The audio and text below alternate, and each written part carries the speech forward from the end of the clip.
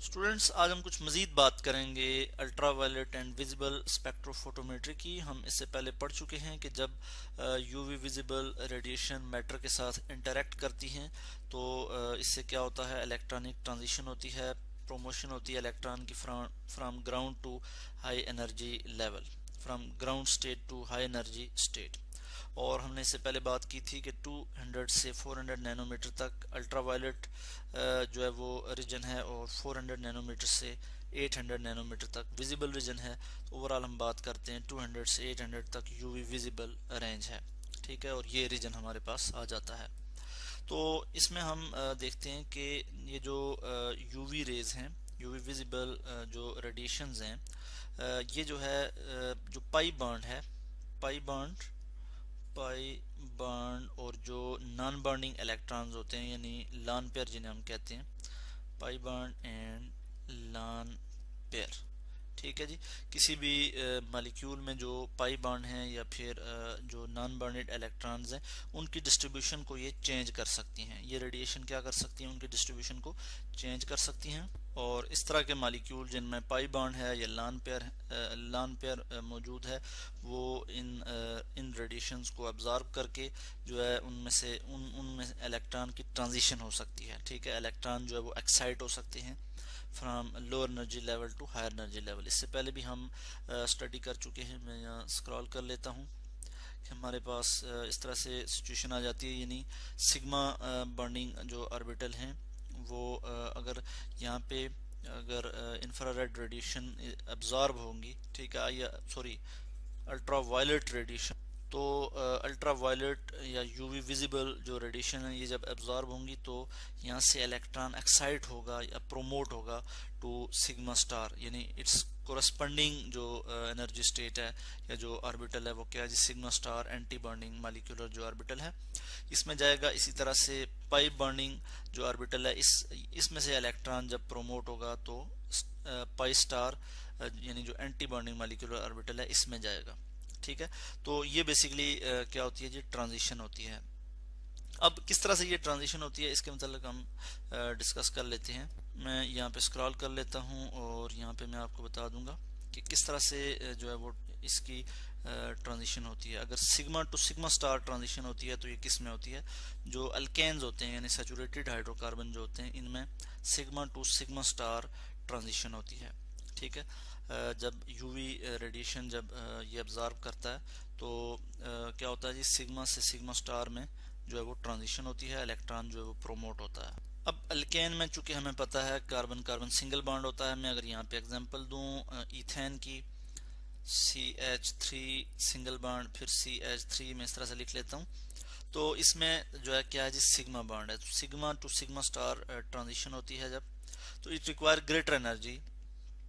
और इसमें हम देखते हैं कि 135 नैनोमीटर टू 150 नैनोमीटर जो एनर्जी है, या हम कहते हैं जो यूवी रेडिएशंस हैं वो अब्जॉर्ब करके यहाँ पे ट्रांजिशन हो सकती है।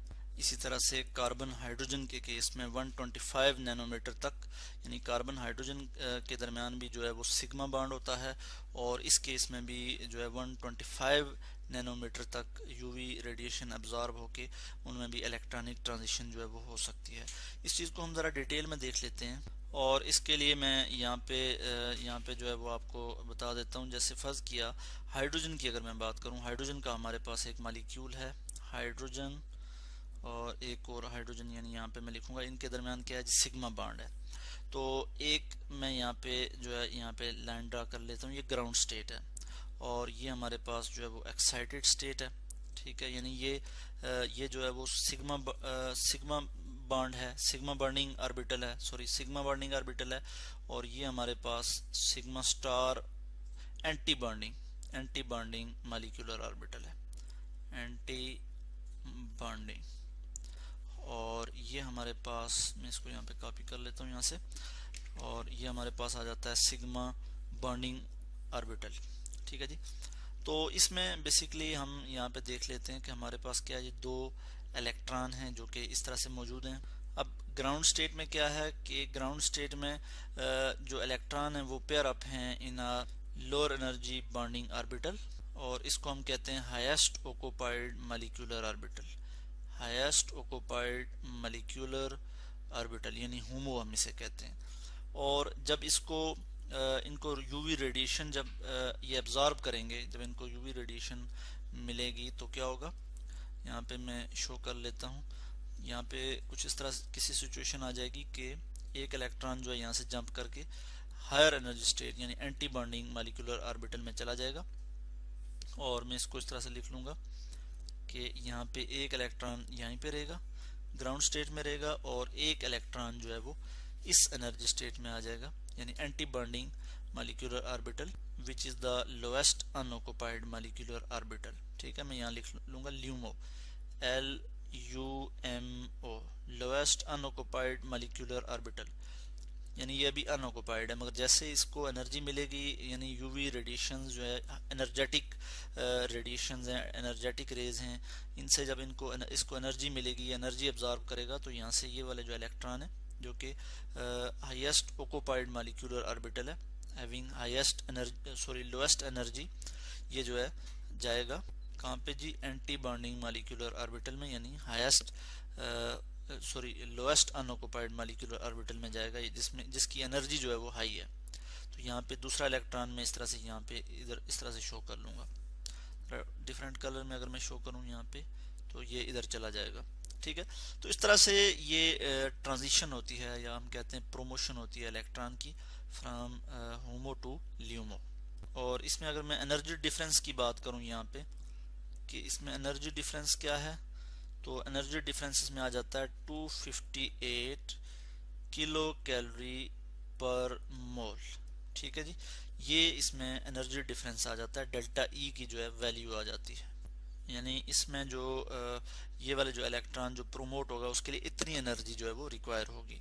और ये एनर्जी कहाँ से आएगी, यूवी रेडिएशन से आएगी। 111 नैनोमीटर की जो रेंज में ये रेडिएशन जो है जब एब्जॉर्ब करेगा, ये यहाँ पे ये मॉलिक्यूल, यहाँ पे ये इलेक्ट्रॉन जब एब्जॉर्ब करेगा तो इधर से इलेक्ट्रॉन प्रोमोट होके जो है वो एंटी बॉन्डिंग मॉलिक्यूलर ऑर्बिटल में जाएंगे। इसी तरह से अब हम स्क्रॉल करते हैं और मज़ीद कुछ बात करते हैं यहाँ पे, और हमारे पास ये आ जाता है जी पाई टू पाई स्टार ट्रांजिशन होती है। तो ये अनसैचुरेटेड कंपाउंड में होती है जी पाई टू पाई स्टार ट्रांजिशन, जिनमें डबल बॉन्ड होता है या फिर ट्रिपल बॉन्ड होता है। जैसे इथाइलिन की अगर मैं यहाँ पे एग्जांपल दूं, इथाइलिन की, तो इथाइलिन में 171 नैनोमीटर जो है वो इसकी वैल्यू आ जाती है। ठीक है, इतनी एनर्जी एब्जॉर्ब करेगा, इतनी रेडिएशन जो है इस रेंज इसमें इतनी एब्जॉर्ब करेगा, तो इसमें पाई टू पाई ट्रांजिशन होगी। ठीक है, और जो कंजुगेटेड सिस्टम है अनसैचुरेटेड बॉन्ड का, वो ज़्यादा जो है वो लॉन्गर वेवलेंथ की जो है वो रेडिएशन एब्जॉर्ब करता है। जैसे ब्यूटाडाइन जो है वो 217 नैनोमीटर पे जो है वो एब्जॉर्ब करेगा। इसके लिए मैं आपको ग्राफ भी यहाँ पे बताऊंगा कि जो यूवी विजिबल रेडिएशन की वजह से जो ग्राफ हमारे पास आता है, उससे हम बेसिकली जो है वो इंफॉर्मेशन हासिल करते हैं किसी भी ऑर्गेनिक कंपाउंड की, या फिर जो हमारे पास ट्रांजिशन मेटल्स हैं उनकी हम किस तरह से वो इंफॉर्मेशन हासिल करते हैं। इसी तरह से N2 सिग्मा स्टार जो ट्रांजिशन है, ये किस तरह से होती है कि इसमें बेसिकली सैचुरेटेड मॉलिक्यूल्स होते हैं जिनमें हीट्रो एटम हो सकते हैं, लाइक ऑक्सीजन, नाइट्रोजन, सल्फर, इसी तरह से हेलोजेंस। ठीक है, ये स्लाइटली इनको लेस एनर्जी चाहिए होती है then sigma two sigma star transition. ठीक है, और ये भी जो है सैचुरेटेड मॉलिक्यूल्स जो होते हैं उनकी जो ट्रांजिशन होती है वो N2 सिग्मा स्टार ट्रांजिशन होती है। इसी तरह से N2 पाई स्टार जो ट्रांजिशन होती है that occur in a molecule. ठीक है, अनसैचुरेटेड मॉलिक्यूल या अनसैचुरेटेड हम कहते हैं, या डबल बॉन्ड या ट्रिपल बॉन्ड होगा उस मॉलिक्यूल में, मगर उसके साथ हीट्रो एटम भी जो है मौजूद होगा। जैसे कार्बोनिल्स है, यानी C डबल बॉन्ड हुआ है, तो ये कार्बोनिल है, इसमें N2 पाई स्टार ट्रांजिशन होगी। इसी तरह से इसमें मैं एग्जांपल दे देता हूँ, C triple bond N, cyano जो ग्रुप होता है। ठीक है, इसमें भी कार्बन नाइट्रोजन जो है वो ट्रिपल बॉन्ड होता है, और इसमें भी N2 पाई स्टार जो है वो ट्रांजिशन होती है। तो इस तरह से ये जो कार्बोनिल हैं, जैसे इसी तरह से साइनाइड है, इसमें भी जो है N2 पाई स्टार ट्रांजिशन होती है, और N to sigma star transition कब होती है? जब सैचुरेटेड मॉलिक्यूल होते हैं जिनमें हेटेरोएटम ऑक्सीजन नाइट्रोजन सल्फर होते हैं, जिनमें सिंगल बॉन्ड होगा, वो ऑर्गेनिक भी हो सकते हैं, इनऑर्गेनिक भी हो सकते हैं, उनमें जो है वो डबल बॉन्ड नहीं होगा with heteroatoms like oxygen nitrogen sulphur, ठीक है। या फिर अगर ऑर्गेनिक होंगे तो उसमें अनसैचुरेटेड हाइड्रोकार्बन होंगे और उनके साथ जो है वो ये जो हेटेरोएटम अटैच होंगे, ठीक है। तो इनमें क्या होगा कि N to sigma star transition होगी, ठीक है। और इसी तरह से हम ट्रांजिशन मेटल कम्प्लेक्सेस की बात करते हैं जो कि कलर्ड कंपाउंड बनाते हैं, और वो क्यों बनाते हैं? वो इसलिए बनाते हैं कि due to the D D transition, D to D जो ट्रांजिशन होती है उसकी वजह से। मैं यहाँ स्क्रॉल कर लेता हूँ और यहाँ पे मैं लिख लेता हूँ कि डी टू डी ट्रांजिशन जो होती है इलेक्ट्रॉन की, इसकी वजह से जो ट्रांजिशन मेटल कम्प्लेक्सेस होते हैं वो कलर्ड होते हैं, और इस तरह के जो कंपाउंड होते हैं वो रेडिएशन अब्जॉर्ब करते हैं इन द विजिबल रीजन, तभी हमें उनका कलर जो है वो नजर आ रहा होता है। हम देख सकते हैं विजिबल रीजन जो है उसको ह्यूमन आई डिटेक्ट कर सकती है, उसको देख सकती है। जब कंपाउंड अब्जॉर्ब करता है UV radiation in the range of, मैं आपको बता चुका हूँ कि 400 टू 800 नैनोमीटर, 800 नैनोमीटर। तो उसके नतीजे में क्या होता है कि वो जब अब्जॉर्ब करता है, इस रेंज में रेडिएशन को अब्जॉर्ब करता है और उसके बाद जो रिफ्लेक्ट करता है, तो हमें कुछ कलर जो है वो नज़र आते हैं। जब कोई कंपाउंड 400 टू 435 नैनोमीटर में यहाँ लिख लूँगा, इस रीजन में अब्जॉर्ब करेगा, इस रीजन में जो है वो अब्जॉर्ब करेगा, तो क्या होगा? वायलेट लाइट को जब एब्जॉर्व करेगा तो वो रिफ्लेक्ट करेगा, बाकी तमाम 6 कलर जो हैं वो सब के सब जो है वो रिफ्लेक्ट करेगा, ठीक है। और 6 के 6 कलर जब वो रिफ्लेक्ट करेगा तो उसके नतीजे में हमें एक कलर नजर आएगा जिसको हम कम्प्लीमेंट्री कलर कहते हैं, कि वायलेट कलर, वायलेट लाइट जो जब वो एब्जॉर्ब करेगा कोई भी कंपाउंड जो कि 500 टू 435 नैनोमीटर की रेंज की है, तो कम्प्लीमेंट्री कलर जो है उसका क्या आ जाएगा जी? Yellow green. वो अगर वो कम्प्लेक्स है तो वो उसका कलर का कम्प्लेक्स का कलर क्या होगा? Yellow green. इसी तरह से हम यहाँ पे एक टेबल भी जो है वो देख लेते हैं कि इसमें आप देख सकते हैं कि डिफरेंट वेवलेंथ हैं, जैसा कि 380 से 435 नैनोमीटर की जो वेवलेंथ है, इसमें अगर कोई कंपाउंड वायलेट कलर अब्जॉर्ब करता है तो कम्प्लीमेंट्री कलर क्या होगा? Yellow green. येलो ग्रीन हमें नजर आएगा। इसी तरह से अगर ब्लू कलर अब्जॉर्ब करता है कोई भी कंपाउंड या कोई भी कम्प्लेक्स, तो हमें कौन सा कलर नजर आएगा? येलो कलर, ठीक है।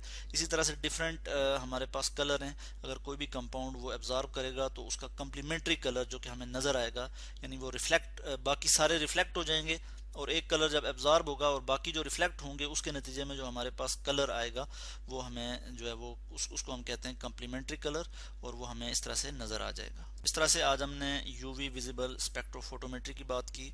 हमने जो है वो देखा कि किस तरह से यूवी विजिबल स्पेक्ट्रोफोटोमेट्री से हम डिफरेंट कंपाउंड्स का एनालिसिस करते हैं, ख़ास तौर पे ऑर्गेनिक कंपाउंड का और ट्रांजिशन मेटल कम्प्लेक्सेस का।